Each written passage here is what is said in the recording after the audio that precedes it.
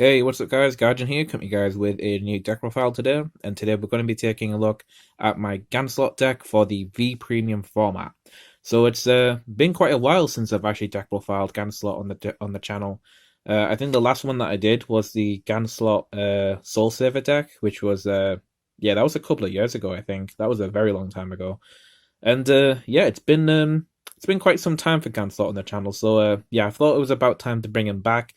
And we've had a handful of support cards come out for Royal Paladin over the past few years, so he's definitely got some new toys to play with to improve his deck. It's still a little bit of an older deck. I'd say this is definitely more of a fun deck, if anything, but it's definitely cool to see some new support cards that do function well with Gancelot as a whole. So yeah, let's get stuck into the deck, and I'll show you guys what I'm playing. Alright, so for the grade 3s, we of course have the man himself, being Gancelot. Can't have a Gancelot deck without Gancelot, obviously. So in case you can't remember what he does, but yeah, he has two continuous skills on the Vanguard circle. So the first one is that all of your Blaster Blades on Vanguard and Rearguard get 10,000 power continuously. And this is during your opponent's turn as well, so do remember that.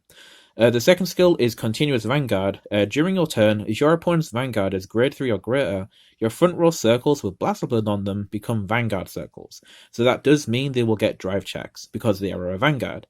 So yeah, this is a pretty cool skill. Turns your Blaster Blades into Vanguards, and because of that, your Blaster Blade's Vanguard ability to get a critical will actually be able to come online. So that's also pretty cool.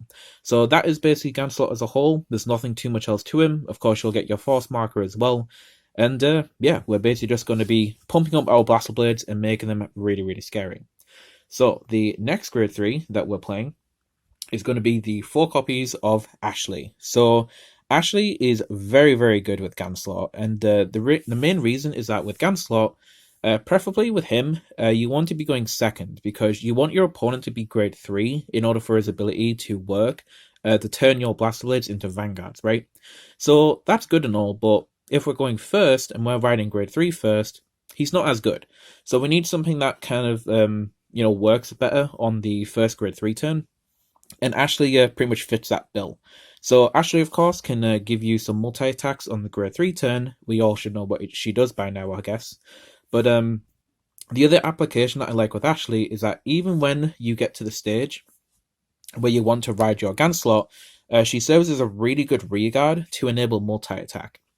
And that's one of the main strengths about Ashley that I like, is that she makes the going first play really good for you if you do go first. But she's also just a good unit to have on the rearguard circle to do multi-attacks after you've rode the Gancelot. So yeah, she's really, really good. I think she works hand in hand with Gancelot in just the way the deck is built. So yeah, decided to go with 4.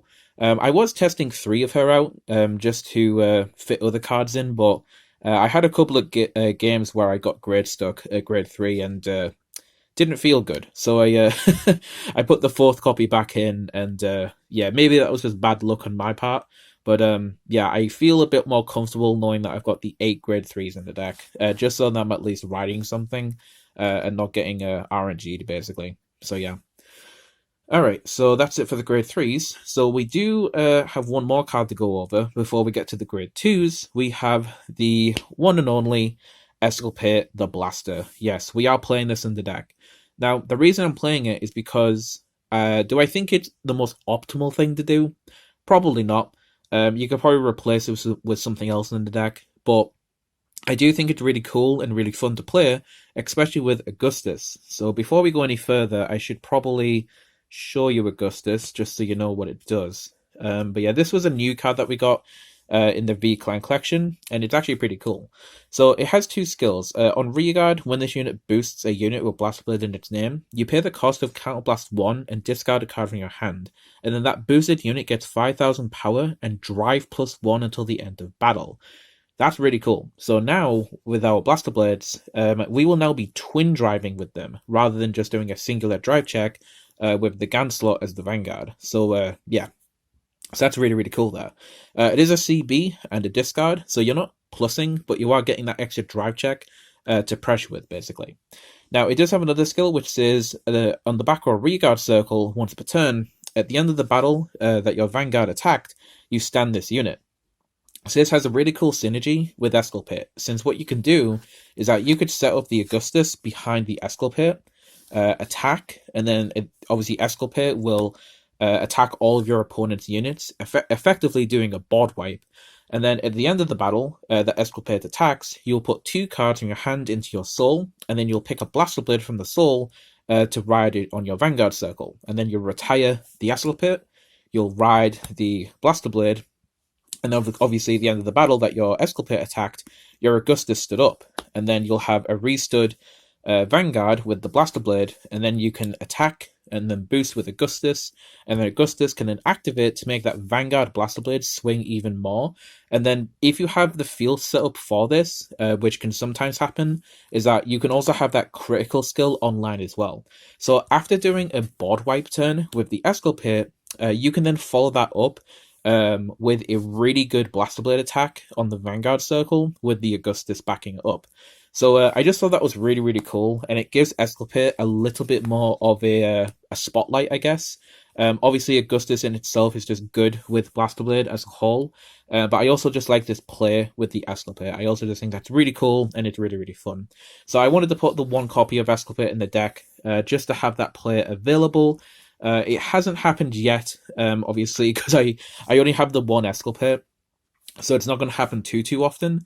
But the cool thing in the deck now is that because I have Jewel Knights in here alongside with Gancelot, I have the ability to recycle this if I end up like discarding this earlier in the game, in case it's like a bit too early to have this in hand, basically. So yeah, so 1 copy of Esculpate is what I decided to go with, and it's I think it's pretty cool. So to go through the grade 2s, we of course have the main man with Blaster Blade, or the second main man I should say, since Gancelot is what's turning this guy into a beast. So, yeah, Blaster Blade, if you have 4 or more rear guards, this unit gets a critical, and of course we have the retire skill of when placed on Van or rear. You can counterblast and soul blast to choose one of your opponent's rear guards in the front row and retire it. So, yeah, the retire is nice, but I will say is be careful with your resources. Augustus does need a counterblast and a discard.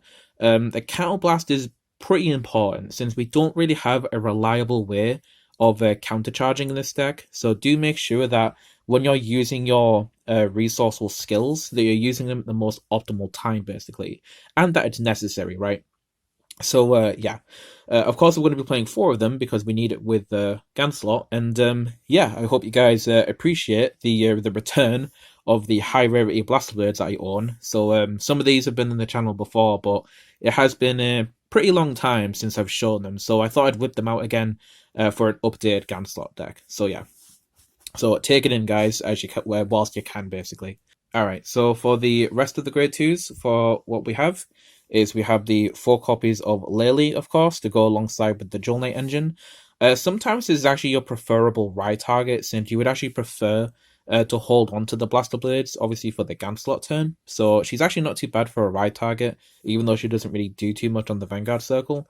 But what I do like is that she then prepares you for the grade 3 turn, so that when you do ride your Gancelot or your Ashley, they will get 10,000 power, obviously, from that second skill, to make that column a little bit more pressurizing, which is pretty cool. And then you don't feel as bad putting the force marker on the Blaster Blade column to make that more scary, basically.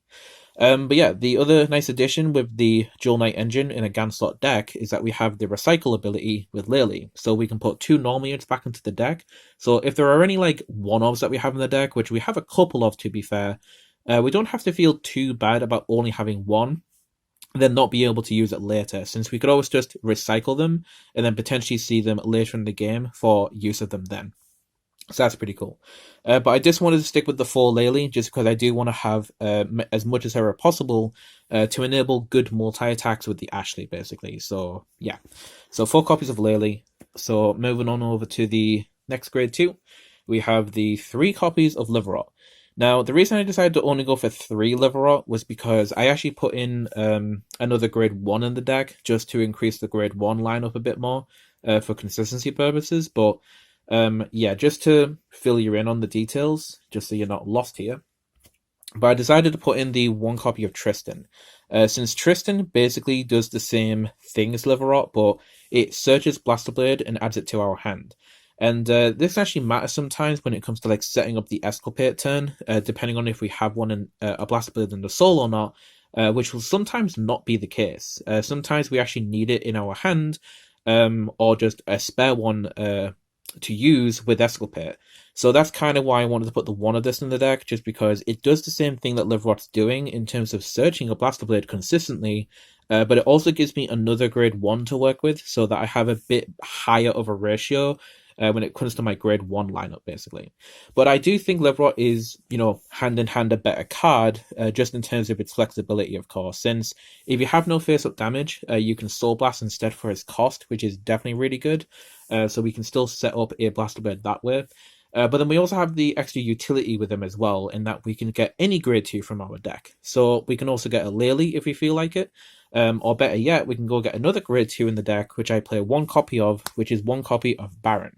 Now, I was actually thinking between playing the Baron or fitting in a Loading Angel in the deck to give the deck a bit more draw power. But I feel like with the twin drives and the overall drive check advantage that we're getting here with Gancelot and Blaster Blade, I feel like we draw a fair decent amount anyway.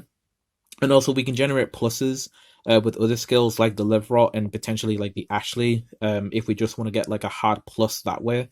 I feel like that's fine. But the one thing I like with the Baron over the Loading Angel is that this enables us to turn our grade 3 attacks into criticals.